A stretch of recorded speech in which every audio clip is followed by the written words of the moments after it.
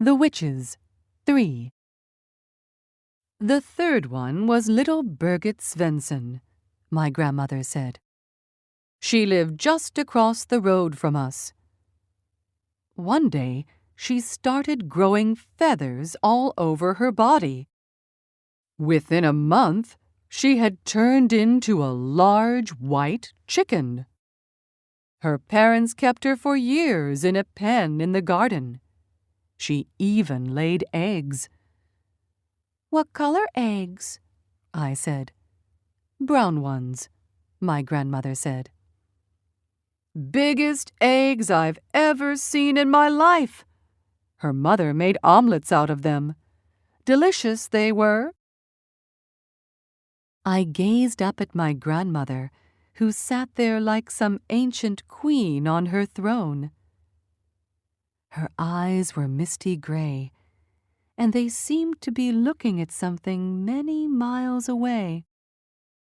The cigar was the only real thing about her at that moment, and the smoke it made billowed round her head in blue clouds.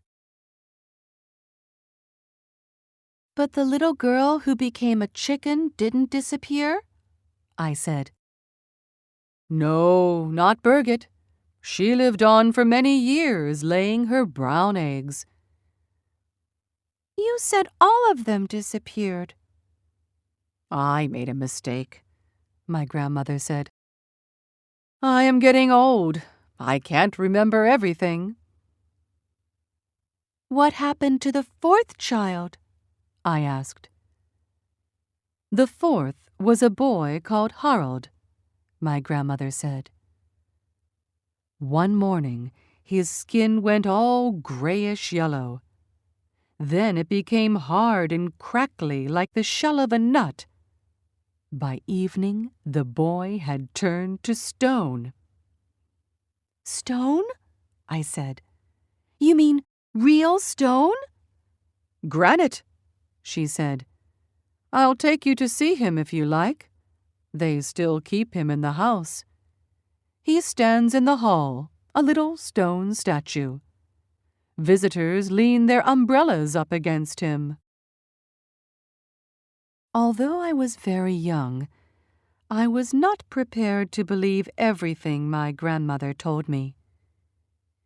And yet, she spoke with such conviction, with such utter seriousness, and with never a smile on her face or a twinkle in her eye, that I found myself beginning to wonder. "Go on, Grandmama," I said. "You told me there were 5 altogether. What happened to the last one?"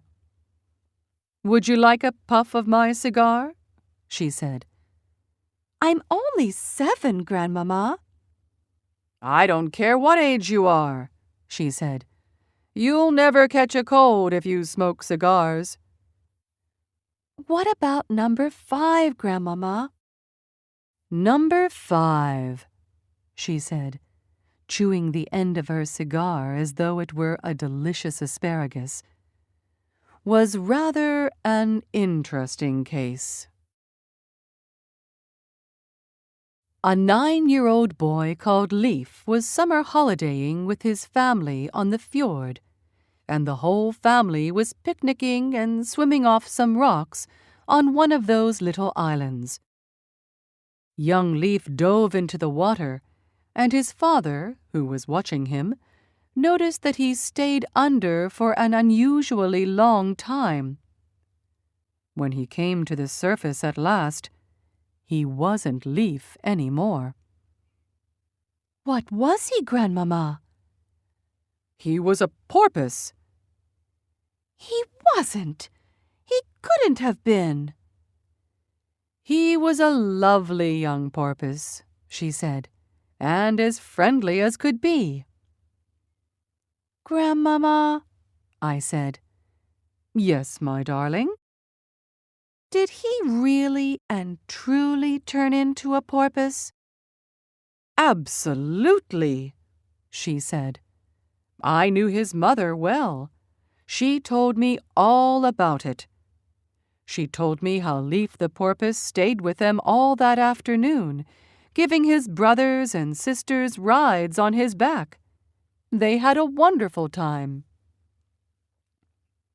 Then he waved a flipper at them and swam away, never to be seen again. "But, Grandmama," I said, "how did they know that the porpoise was actually Leaf?" "He talked to them," my grandmother said. "He laughed and joked with them all the time he was giving them rides." "But wasn't there a most tremendous fuss when this happened?" I asked. "Not much," my grandmother said. "You must remember that here in Norway we are used to that sort of thing. There are witches everywhere. There's probably one living in our street this very moment. It's time you went to bed." "A witch wouldn't come in through my window in the night, would she?" I asked, quaking a little. "No," my grandmother said. "A witch will never do silly things like climbing up drain pipes or breaking into people's houses. You'll be quite safe in your bed. Come along, I'll tuck you in."